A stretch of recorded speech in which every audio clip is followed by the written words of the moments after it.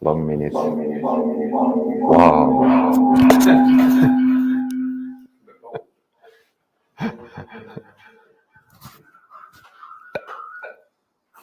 No, you got it. Oh, is it working? So we can continue. All right. Okay, let's continue. So who knows this code? Who can say what this does? Who has written something like this? Okay, there are a few. Okay, so this is Vaadin code. I can walk you through it. So it's a one Java class implementing one view, and there is the route annotation, which is basically the only indication that this is a web application. That's telling us that this is running on a web container, and there is a route or URL where you can access this. Our view is extending horizontal layout, so like you might guess from the name, horizontal makes everything horizontally. So you put things there so they go horizontal on your screen. And then in the constructor, we are populating or creating these components. And these are Vaadin components. There is a text field and a button.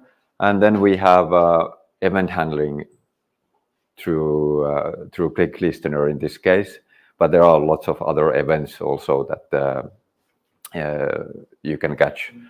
Basically, any DOM event you can catch in Vaadin. So, and then in the last part, we are adding them to this layout, which is horizontal layout, so they go side by side. And here you can see how it should look like when you run it in a container.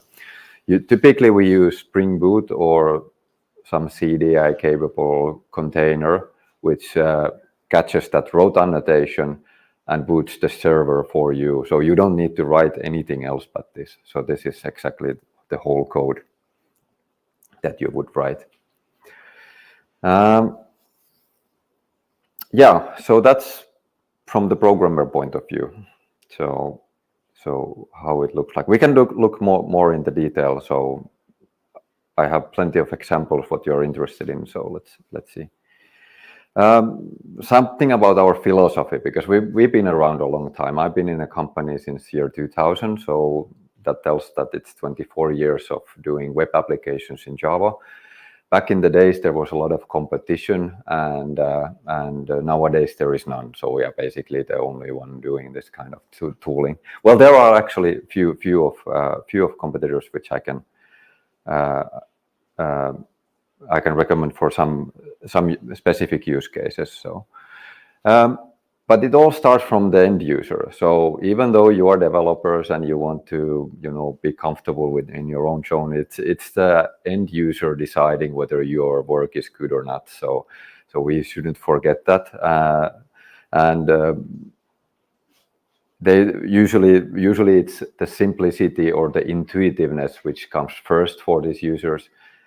It might be also the productivity, how much you can achieve with one UI, but it's always the end user deciding how good the systems are. And we are building this system, so our means to affect that, it's based on our tooling, what we have.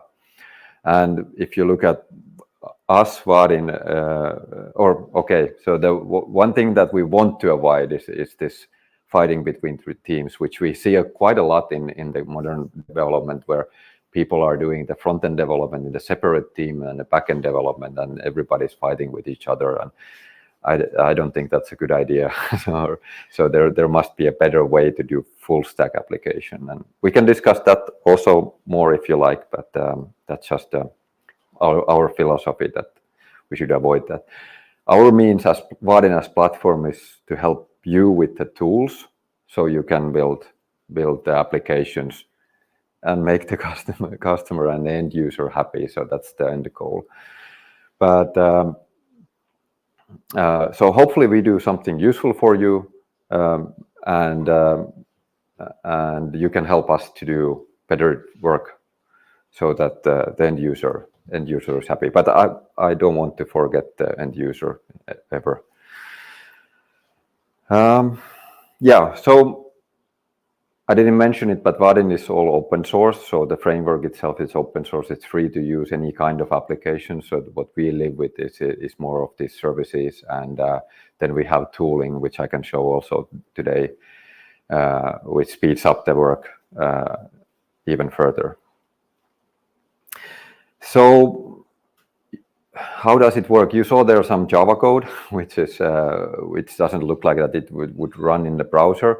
And it doesn't run in the browser. This is some misconception that people often get with Vaadin, that, oh, you are translating the Java to JavaScript. And no, we are not. We are not translating the Java to JavaScript. Google Web Toolkit was doing that. And we were using Google Web Toolkit back in the days especially for that purpose. But Vaadin actually runs on the server. So if you look at the architecture, it goes in a single component architecture. So here is a composite component view, if you like, is also a component, if you will, which is made out of elements or the Vaadin components on the server side, and it's communicating with the client side. So we load a small client side JavaScript, which calls back to server for updates, and the server sends the updates to the client side, and the client again calls the server. So it goes on this circle, HTTP request response cycle all the time. I see WebSockets a lot more these days, and I would maybe recommend using those as the primary thing if there is no specific reason to use HTTPS. So WebSocket is way more effective, and then you get the bonus that you can call the client from the server automatically. But you don't see that in your code. So and this is how the communication happens. This could be any Vaadin component, or if you want to extend Vaadin framework, you can do your own components. There is plenty of this in our directory available. So you can create that with TypeScript, custom element with TypeScript, and communicate with the Java backend. Welcome. The front row is always empty, so you found something there in the back. So yeah. So here you can see the methods that you can call from. So in this case, you can call set property, set attribute, and execute JS from server to client, and you can send events from the client to server.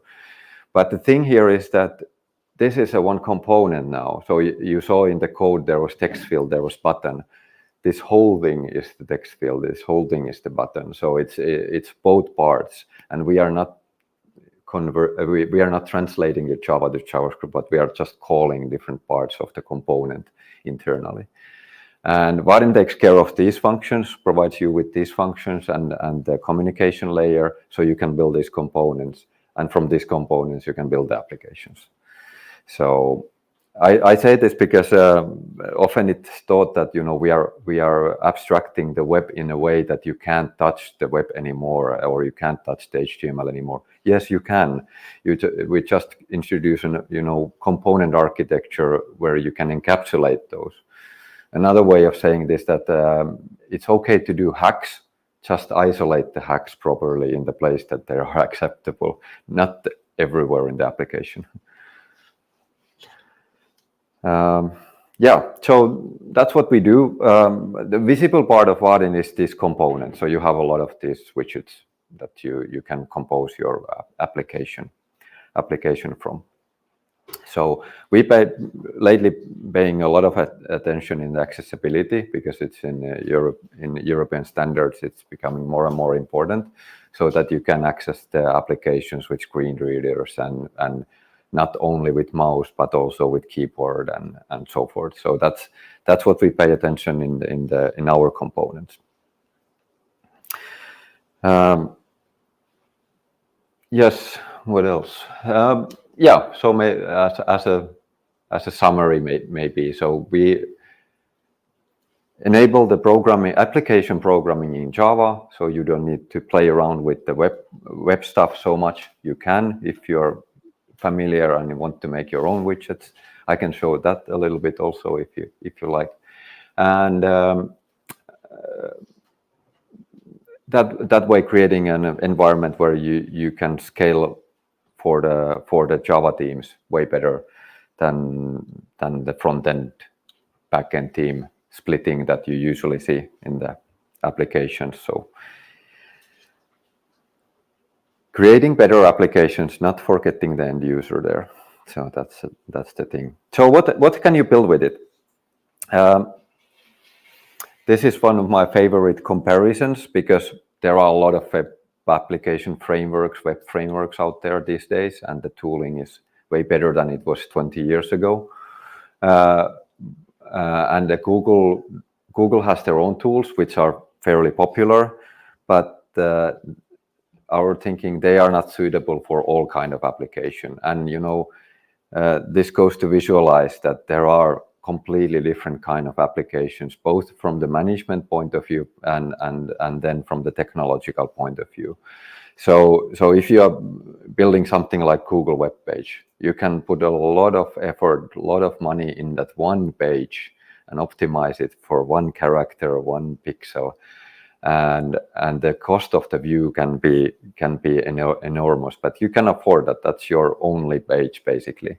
But if you're building like business applications, which I argue like 99% of the applications in the world are something else than Google, with that's the tip of the iceberg of what kind of web applications there are. They are something like that. There is a lot of fields there. There are a lot of selection, a lot of user interaction, a lot of data saved, data loaded. So they're completely different kind of applications. So you need different kind of tooling for this kind of.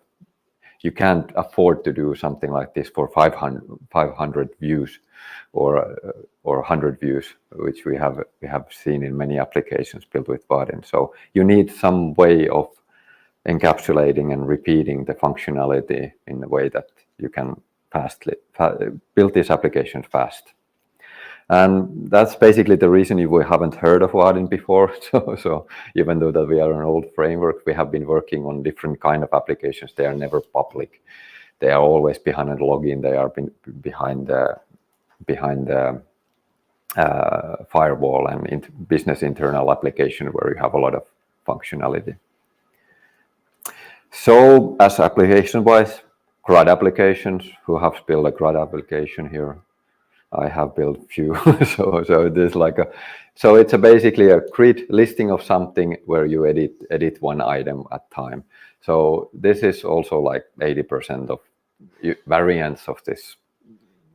And dashboards, we see a lot of dashboards. So we have a good charting library. We have our own commercial charting library. There are some free ones in the directory if you want to use those. So business dashboard is very, very typical. But this is more or less like the experience, what has been done. We a little bit looked in the future at what we think that the applications will be in the future. So we had this workshop where we went together and thinking that, hey, where is it world going? And what do you see there? And these are some of the findings that we saw obvious. That the accessibility is a big part. So it's not that it's only for those who actually need it, but it's actually making the applications better overall if they are accessible. Collaboration, so this real-time collaboration is going to happen. We have our collaboration kit for this purpose. So you are, like in Google Docs, you see this very well. You're editing it on the fly together with someone. So this will be more linkable. SPAs, single-page applications, very popular for many years. Now I was just discussing with the deep linking with someone here. so that's very typical. So you need this linking to inside the application. So it's not only that you load one page and that's it, and then that's all you got. Device agnostic. So we have different screen sizes. it used to be mobile phones and laptops and desktops, but it's not like that anymore. It's just different screen sizes. So and the touch functionality, which goes along with the accessibility. Security, never-ending story with security. Everything needs to be secure all the time. And if you think of the Vaadin architecture now, that big part of each component is actually running on the server, so it's way safer environment. You can do validation there. You can do, if you do validation in a Vaadin component, it happens on the server, not on the client. You can do inside a component an optimization to do some part of it on the client, but it's always on the server where the business logic in Vaadin applications is. Communication tools, I think that's a little bit like the linking. So you share a lot of links to different applications. So you see that you can link to a customer entry in a CRM system to your colleague in Slack or something like this. Intuitive, fast, I think this is nothing new. That has been the goal all along. AI assisted. So is anybody integrating AI in their applications? You are, okay. so that's there is two sides of this: using it as a developer and using it in the application. So we have to look at in the both ways. And beautiful, of course. We want the end user to be happy, and the happiness is very hard to put in the numbers, and so is something like beautiful. So we just need to ask that, do you like this, what you're seeing? So how to use it in practice? I was planning that I could show that how you can create a Vaadin application of your own. Is that a good idea? So I have a few ways of doing that. I'll jump into IDE. So any objections or anything else you want to know? Questions? Oh, we have still someone. Now it's only the front. Good job. No, there is one more there. Let's see. I'll jump into my IDE. Let's see how that works with the screen mirroring setup and everything. Okay. So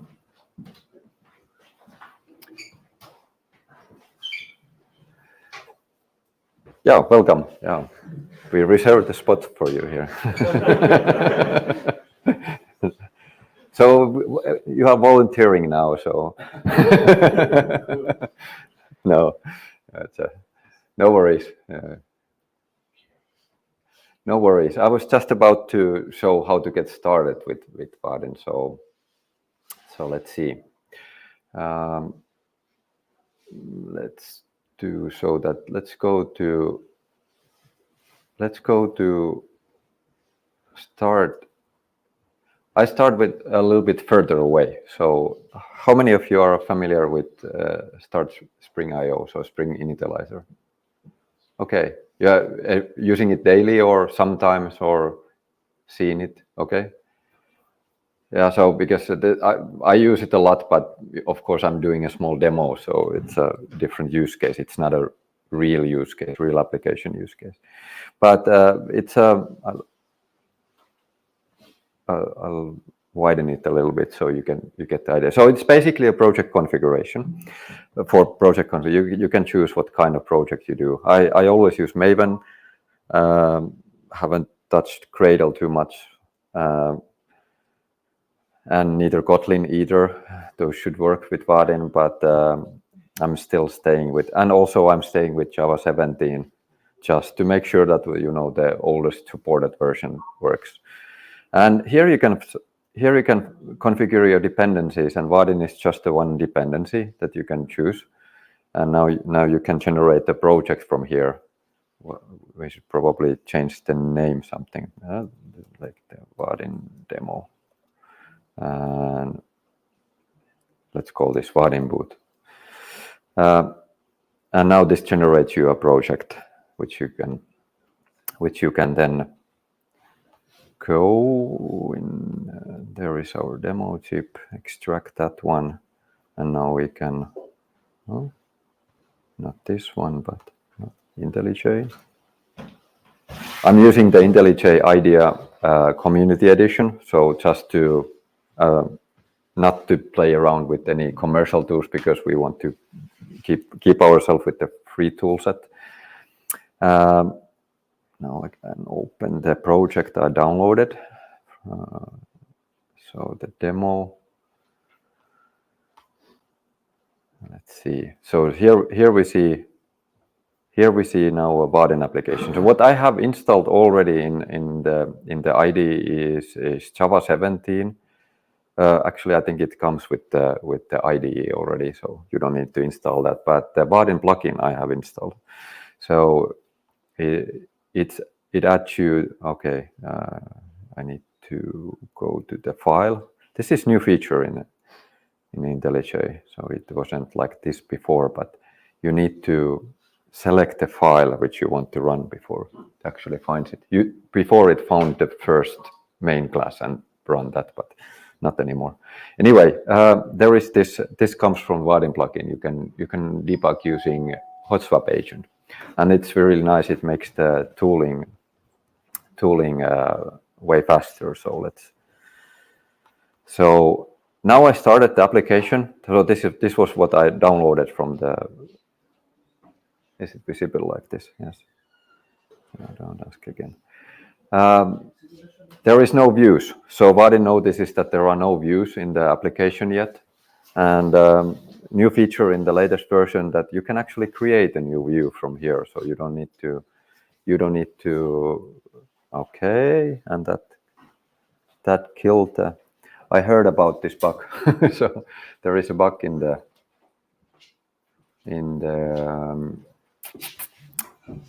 IntelliJ, which we reported, but it's not fixed yet. So it's sometimes killing the JVM.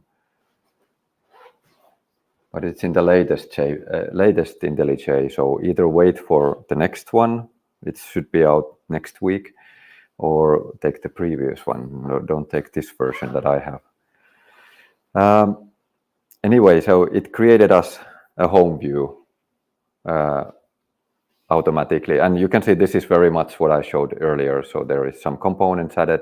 Now we are using basically the HTML APIs, and then we can go back to the application and run it using the debug. Let's hope this doesn't crash too much now. So yes, so now you can see the view in your browser. So that's one of my favorite ways to get started, because in Start Spring IO you can configure other dependencies. Yes, like if you are doing those LLM features, you can take the Olama dependencies or database and start your application from there.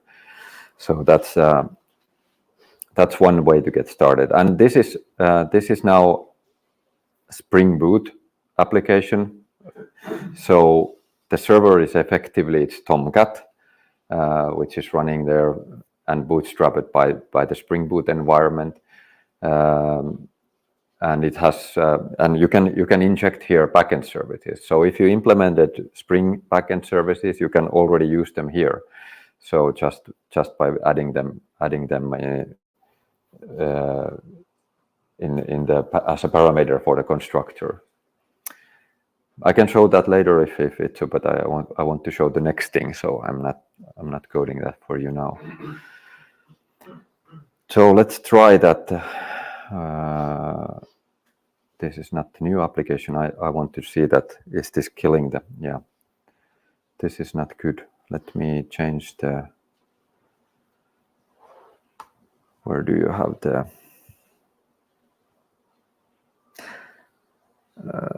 Module settings. I'm checking that. Do I have the right JDK here? No, I don't.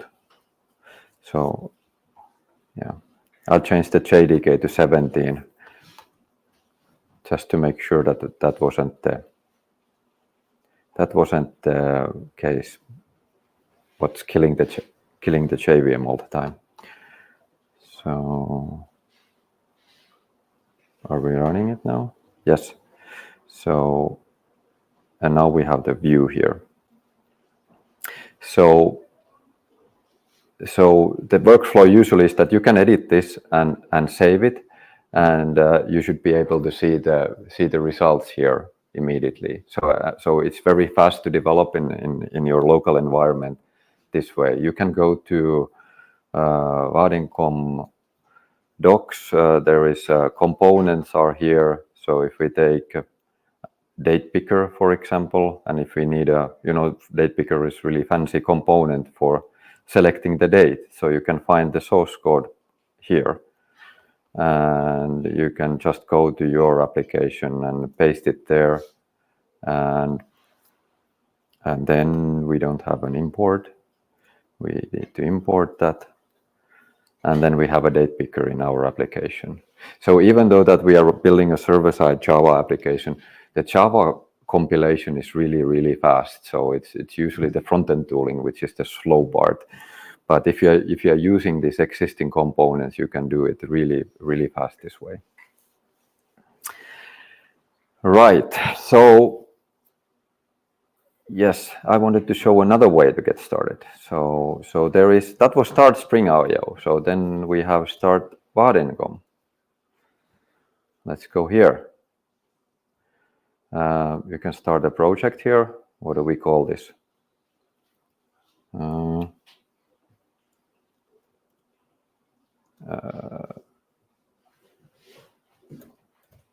Chug entry application. So you can enroll into a Chug meeting through this application.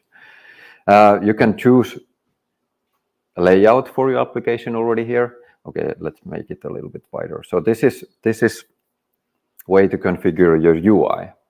So if you think the Start Spring IO, that's for configuring your dependencies. Here you can configure your UI, and I take the none.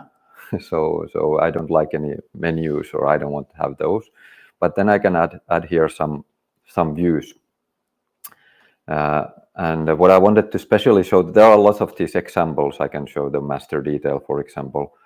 This is most of the applications nowadays anyway. So you have this selection grid and editor.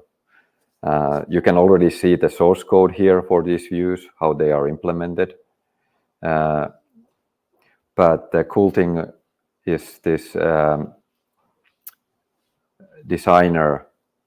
Let's call this entry. So we have an entry view where you can design your user interface by drag and dropping. So this is generating you basically the Java code. Let's put the heading there. No, not this time. There. And edit it here. And so if you have like an idea that, hey, this is the kind of UI I want to build, so you can already build it here. And let's put a button still there. So this is submit. And this generates you Java code. So, and this is important because we are developers. We are not designers. We are, we know how to work with code, and we love code. So this tooling is just to help us to get started with the application UI. But then I can also download the project here. So I'll take the Java 17 also here. What else? Well, it's called My App, so I can download a project. And similar way, I can go to extract the application and then go back to my IDE and open the project from. So it was this one, and of course we trust the project. So here we go. So you can already see that this generates a little bit more for you. So while the Start Spring IO doesn't generate you any code, only the dependencies, this generates you some helpers for the data entry and data backend communication. It's only for, to be faster to start up with the development and get it up and running, but you can remove it and put in your own ones if you want to.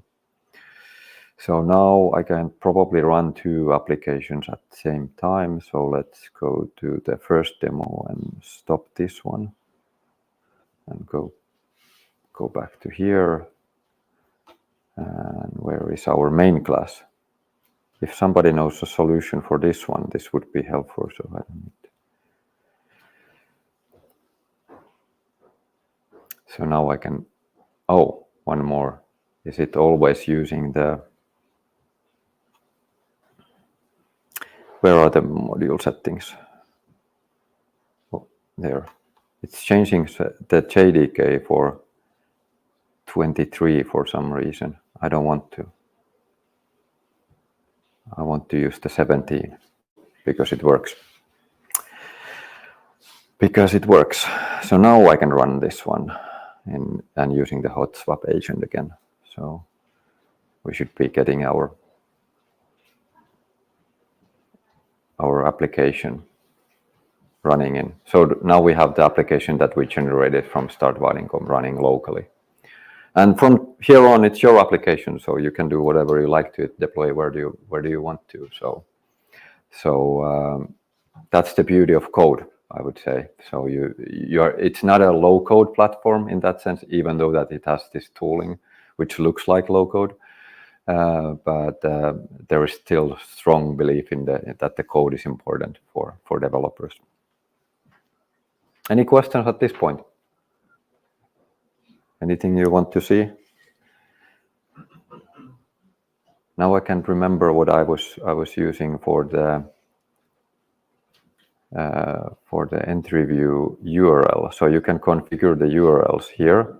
So it's called my view, and so I should be able to access it in my view. So here was the small design that I made. But usually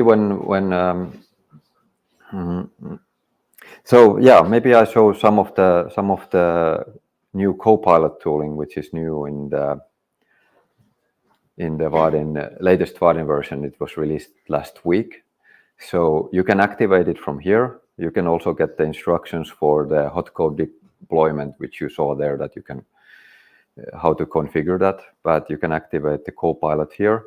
So it basically gives you additional tooling on top of your application, on top of your locally running application.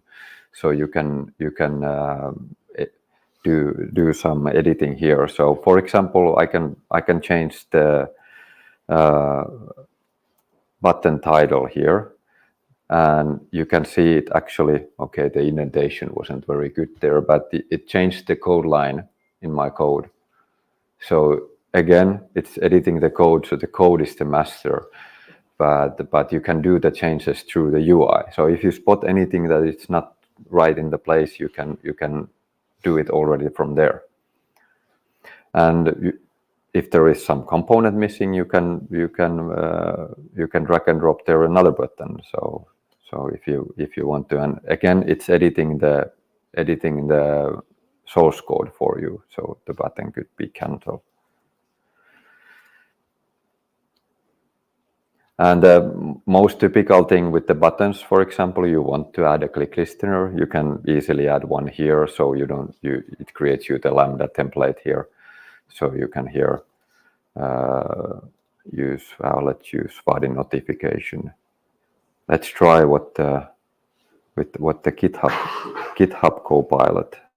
Okay, that was quite good. What was it suggesting? That was correct. That's what I wanted. That was GitHub Copilot, by the way. So I take the text field value and show it in the notification when I save. Now I switch off the Copilot and I can use my application. I can put my name here, and now I get the notification here. So yes, something like this. What else? I had plenty of these small things that I could show to you. Well, yeah, maybe one thing that that is also helpful in the Copilot is usually if you have a backend, we were discussing about Hibernate here, but what you get from there is DTO. So you have a DTO of some kind, or nowadays it might be a record that you get, Java record that you get. But if you have something like that, let's see, let's create a one in the source folder, in the Java folder. Oh, there is already. Okay, there is a person. Let's see what the person looks like. There is plenty of things in person. But the cool thing here is that it would be, if you need an editor for the person, it would be quite a lot of work to actually create all those fields for the application UI. But we can enable the Copilot here, and I can take this person here, and it fails. Thank you. That was a demo effect. Oh no! Oh no! It happened to me one time before, so I'll just restart it. About blank blocked. What does that mean even? Local. We don't have news. It was my view, wasn't it? There we go. Let's try it again, if it were. No. Enable Copilot. And then I can drop it here. And now, there we go. So it created fields for all the fields in the bean automatically for you. So it's not a perfect, and it's not trying to replace the designers here. So no worries, designers are still employed, actually very much needed. But it helps a lot if you have this kind of structured data and you need an editor for that. And so you can just generate the fields for that data. And after that, again, I emphasize that quite a lot, but it's the code that is master. But then you can edit the code and make changes there. And you can see there the field types are probably not the correct ones. You might want to change the field types for something else. But it makes certain kind of application development way faster. And what about validations? Yep, in here. Yeah. So there are basically two types of validation in Vaadin. So there is like this convenience validation that you can do on the client side, that it kind of gives you early feedback that you're doing something wrong. Maybe the email would be a good one here. Do we have any email? No, we don't have an email field. So this is, where is the email? So let's change that to email field. So now this is using the browser email field. And now if I put something that's not email, it's already indicating it here. This is not proper validation. It's just saying that it's not a proper email, but it's same with all the browser side validations. And then you can basically do two types of validator. Either you validate on the value change listener. So when the value changes, you can check that is this. You can even call backend services there and do like a lazy validation there.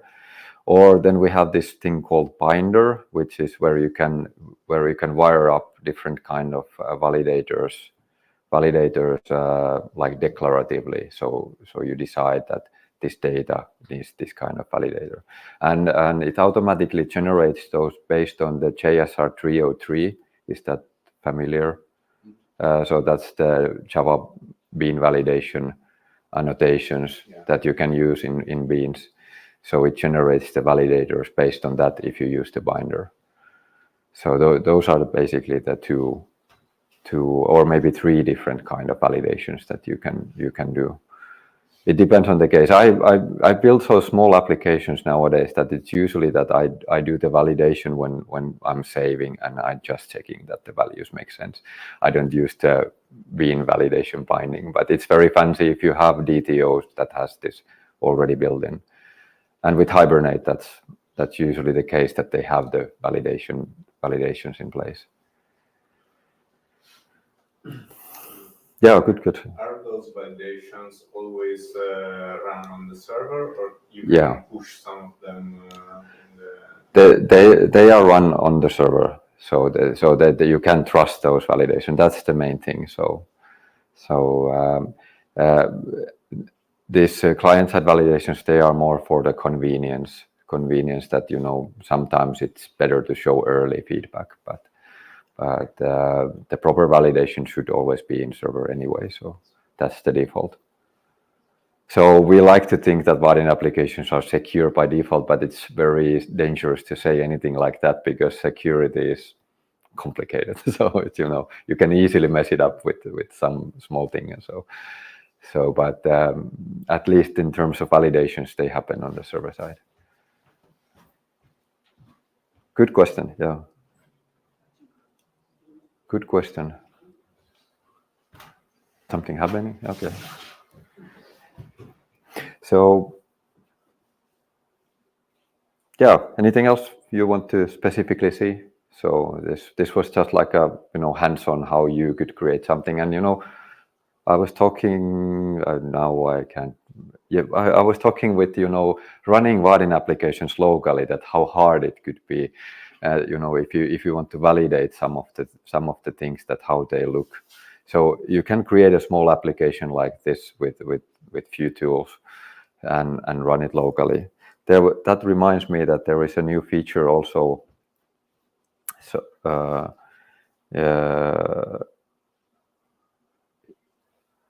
if we go to, is Figma familiar tool for you?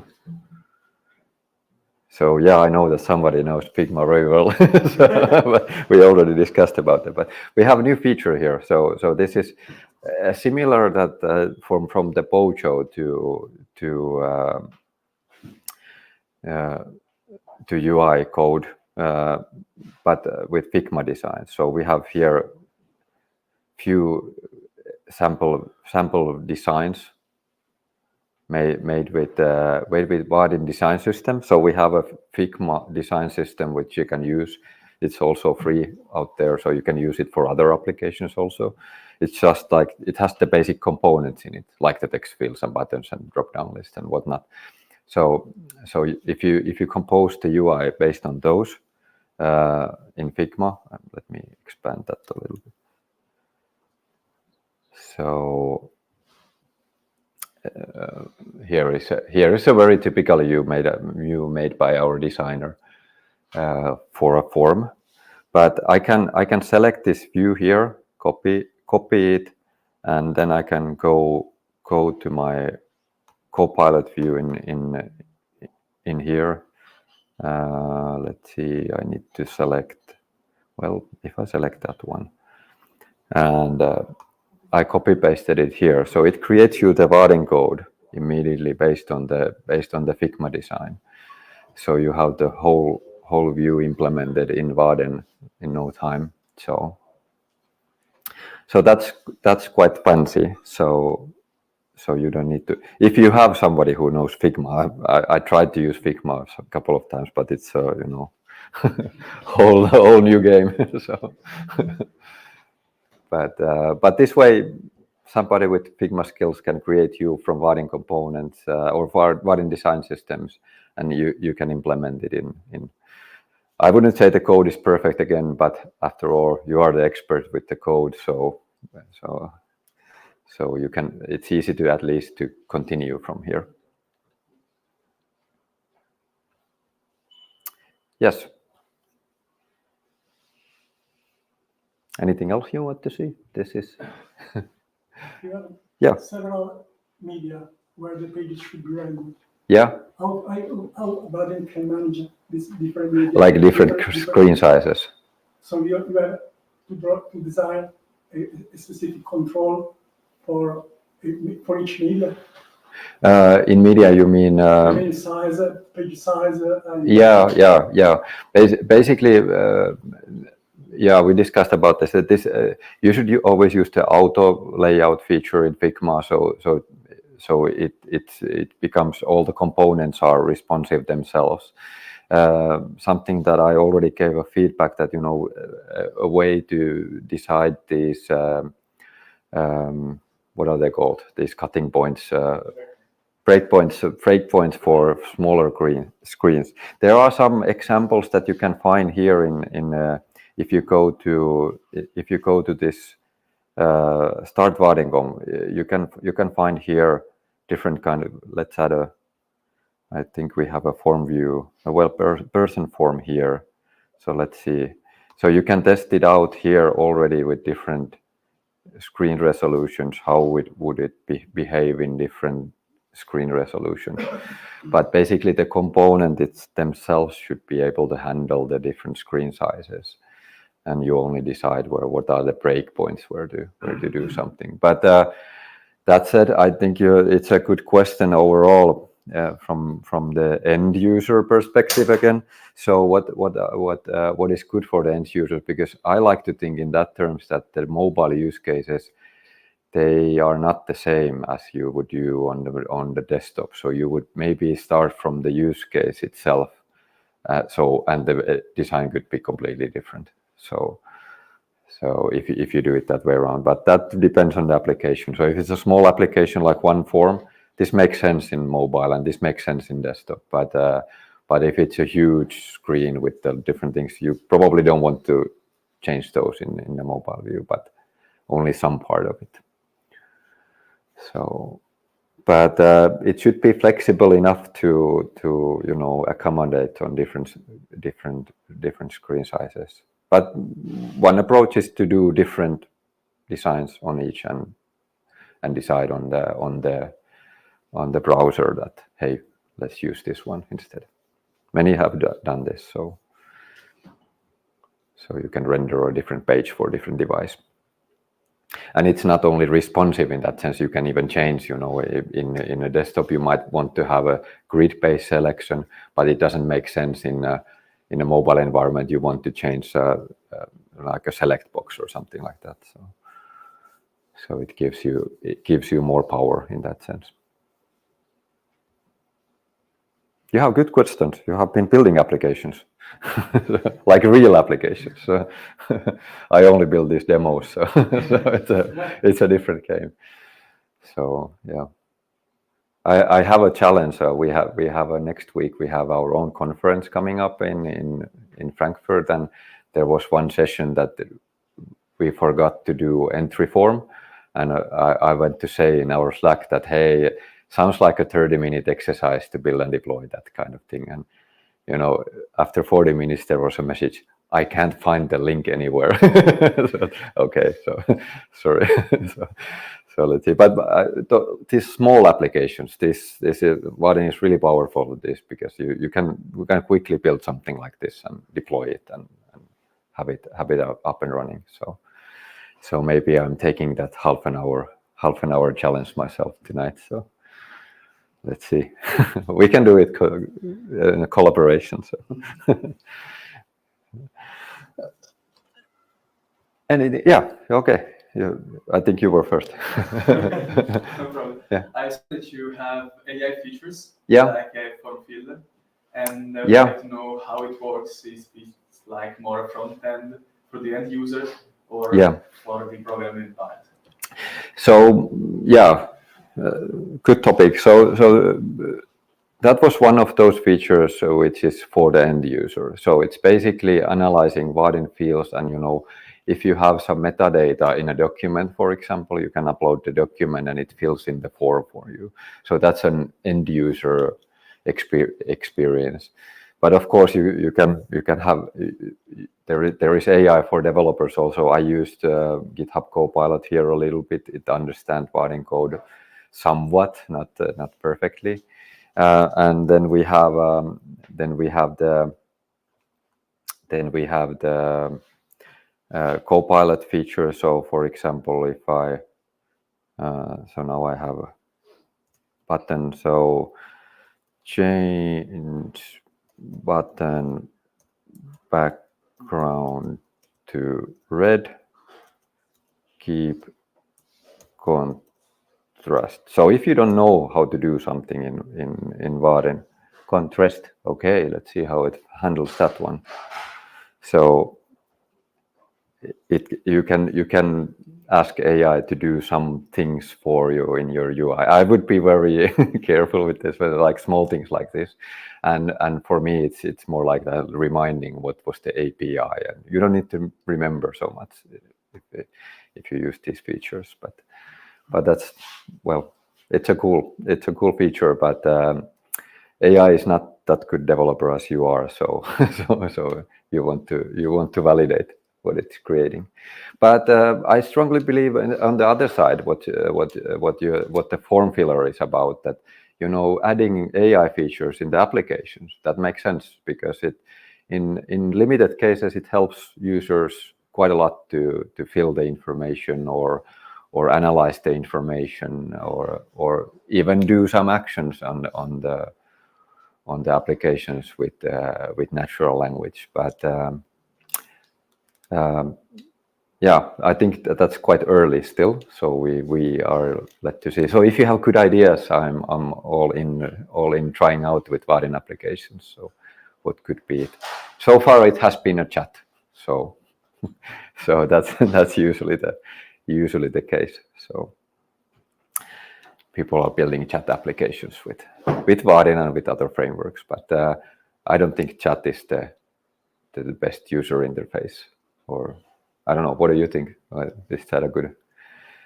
It's good for some things, but not for everything. But if you have like document which has all of this information already, and you upload the document that, hey, fill it from here, please. I don't want to enter it. That sounds a reasonable thing already. So. And does the model recognize the structure of the web page and then fills the? Yeah, so it recognizes the Vaadin components basically. So it basically text fields, email fields, date fields. So it can fill in the information in the right format. So there were more questions also. Yeah. The Figma feature and the Java object feature, are they only useful for creating new stuff? It's not about editing existing pages. This was already one feedback from our discussions earlier today. So I think that that's the real life, that it's an iterative process, and this is only one way. So it's you can come from Figma to Vaadin components, but what if you already implemented a lot of functionality in Vaadin? What you have a lot of this click listeners and everything in place, so you don't want to touch it too much anymore, because then everything needs to be rewritten. But I could guess that our object-oriented programming comes to help here. So we could make a subclass and put all the programming or the functionality in the subclass, and keep the parent class more for the design only. So then you could regenerate that multiple times, and that would make it way easier to manage in this kind of trial and error cases. So, but so far it's only one way. So, and I'm not proud of the code yet, because it doesn't really do the indentation very well, so it's always messing up my indentation, so I need to reformat the code. But it's very understandable code, so it's easy to continue from there. And maybe something that I would do from here would be like refactor them to different functions. So build this panel, so using the Java tooling. And I think that's one of the benefits of Vaadin, because it is in Java, and the Java tooling is in IntelliJ or Eclipse. It's very good. It's very good for refactoring. It's very good understanding the types and the code structure. So we can leverage that in our application. Yes. I'm curious about the value runtime, because some code runs in the server side. Okay. Yeah. I'm speaking about, let's say, a point of view of a classic backend API. Yeah. We design API to be stateless. Okay. Yeah. So if I imagine a component like a button. Yeah. Each time that I press a button, let's say a number, it is increased like a count. Yeah. And I have like 100 of concurrent users. Yeah. You will see like different numbers. Is some state maintained for each user, or is state? Yeah, and maybe it wasn't even that visible in the. But if I look at where is the presentation? No, I don't find it. So it's here. This code piece I was looking for. So this is the one view and one, this is one component or one view in Vaadin. But when the user comes to this road, it creates an instance of this class. And it creates this instance for each user. So there is an instance for each user. So it's implicitly user state that you are doing there. And that's actually, I forget it often that it's quite magical, because in a normal web application server structure, you have to think that how do I keep track of the user? Well, here you don't need to. It's always the same user. It looks like that you are building a desktop application for one user, while it's still actually running in a multi-user environment there in the server. But yeah, so that's an architectural difference to many of those service-based stateless applications where you need to track the session in other way. But it has its downside, of course, and I think the downside is what you see there in the comparison with the Google and the business applications. The Google is highly optimized for millions of simultaneous users. And Vaadin applications, they took some memory, so you couldn't scale that to same scale. But the largest Vaadin applications, there are over 10,000 simultaneous users, so it's not that bad in reality. So usually most of the applications are below that. So what I've seen. So actually, the hardest application that I've seen is actually only for 200 users, but there was a specific case that they could see their screens at the same time. So you could see every delay everywhere. You could sense it all the time. So that's the hardest part. But, usually are over the network anyway. There is some delay from the network anyway. So, it feels instantaneous. So, or as instantaneous as internet can be. So there are delays. But this lives as long as the user is accessing the application, and you can keep the state there. You can cache stuff there, or maybe that's all. Be careful if you cache stuff because that's maybe the biggest optimization we usually do with the customer application, that they tend to have a lot of class variables here. And they take memory space if you have a gigabyte of picture data loaded in one class. So it's there in the memory then. So you didn't think it through, but it's also very satisfying optimization, because you just changed a couple of lines and it works. So it's but it's a kind of thing to keep in mind, that what's the scope. But again, very good question, because that comes from the real applications. So you have to think of in these terms. Demos, you can easily get away with anything. So. All right. Thank you, Sami. Are we good now? Okay. Thank you. Thank you. And if you want to ask private feel free. So that's okay. And I didn't advertise, but we have very good forums, vaadin.com/forum. Go there, and you can ping me there also, ping Sami there, so you find me there. So if you have something to continue that I didn't answer here, but thanks for the Java user group having me. I think this was, hopefully it was. It was a pleasure. Yes, and hope to see you next time. Grazie. Grazie.